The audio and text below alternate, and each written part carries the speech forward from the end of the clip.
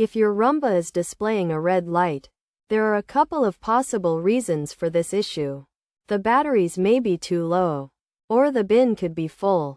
To resolve these problems, start by charging your Roomba. Connect the line cord to the home base. Plug it into an outlet, and place the base on the floor. Then, dock your Roomba and let it charge until the indicator light turns green or white. Additionally, you should empty the bin.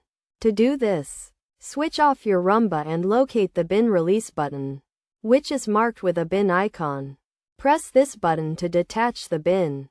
Then open the door and empty its contents into a trash can.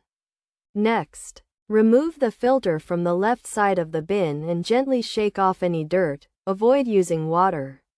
To clean the filter, if necessary, rinse the bin and let it air dry before reattaching the filter. Once you have completed these steps, you can reattach the bin to your Roomba. By following these simple steps, you should be able to fix the issue and turn off the red light.